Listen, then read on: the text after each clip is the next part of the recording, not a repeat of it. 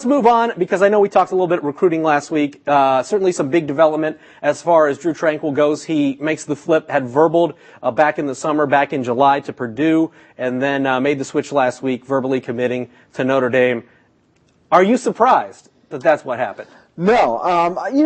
I thought Purdue might have a slim chance because academically he wants to study engineering. Great school for that. For football, he can contribute right away at Purdue. I mean, he's going to be one of their most heralded recruits next year if he's at Purdue. And so I thought that might persuade him. But when it's all said and done, Purdue really had a bad season, like beyond what anybody envisioned bad this year. They're not going to beat a BC or Division I team. Indiana State's are going to be their only victory, and they narrowly got that. So I think that the really surprisingly bad season that Purdue had played a factor in this, plus the fact that it's Notre Dame. You know, Notre Dame's on national TV every single week. Purdue is on national TV when they play Notre Dame. And that's a big difference. I think Notre Dame being able to compete for championships, Notre Dame being nationally renowned, the academics of Notre Dame played a factor. All of those things, I think, were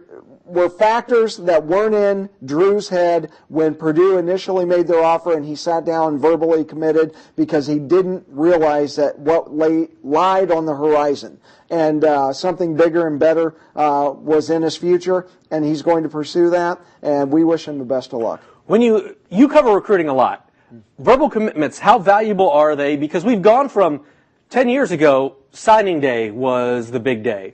Now it's verbal commitment time when they commit. James Blackman, commits before his freshman season. Right. We've seen all kinds of commitment everywhere. How valuable are verbal commitments now? My watch is more valuable than a verbal commitment, and it's a Timex watch that my wife got me like 3.5 years ago. Still works. Still runs. Still runs. But no, verbal commitments. I'll be honest with you, and some kids will take offense to this, parents will take offense, coaches may take offense, but it's my honest opinion. I think verbal commitments are an ego boost. The parents can walk around with IU shirts on and say, my son's verbally committed to IU, or the kid can hold a press conference and verbally commit. I think it's all about ego. It's all about, making yourself up to be really big. Now, having said that, I don't think that's what Drue Tranquill was doing when he verbally committed to Purdue. He thought it was the best opportunity at this time. Yeah, I agree. I think he sat down like, hey, this is the best shot. I'm going to Purdue. I don't think he envisioned Notre Dame calling him 10 days later, whatever, 11 days later, whatever, and saying Notre Dame's going to offer. If Notre Dame was kind of hinting, hey, if you just be patient, we're going to offer you, I don't think Drue Tranquill ever verbally committed to Purdue then. But 9 times out of the 10, I think the verbal commitment is just something to boost the kid's ego, boost the parent's ego, boost the coach's ego. I don't think they're worth anything. They're not worth the words that come out of the kid's mouth. And one of the great quotes about recruiting I saw on Twitter, which is recruiting bedlam, right, where everybody can get a hold of a kid. But one of the great quotes is that when someone verbal commits, it just shows the schools recruiting him who they have to beat to get that That's guy. what Brian Kelly said in a press conference a couple of years ago. He goes, I don't mind when kids verbally commit because that just shows me who I have to go against. So now, rather than calling up Drue Tranquill and saying, well, you're looking at 6 different schools, here's how we stand out against these 6, he could just say, look, we beat Purdue every year. We beat them in attendance. We beat them in national TV. We have better facility, blah, blah, blah, blah, blah. He can just point out the differences between Purdue and Notre Dame and make it clear to Drue why he should go to Notre Dame instead. So, it does make the coach's job easier. It becomes a personalized pitch. Yeah. You only got to beat one school. Right.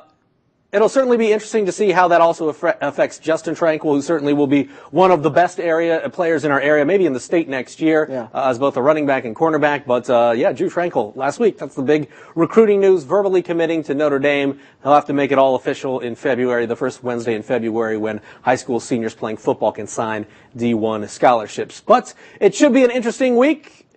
Down in Indy, it's going to be great. 3:30 on Saturday, Dwenger playing for State against Columbus East. Tom will have you covered for the game and all throughout the week leading up to it. We'll have you covered Friday and on Saturday here on Wayne TV. But for now, he's Tom, I'm Glenn. We'll see you next week.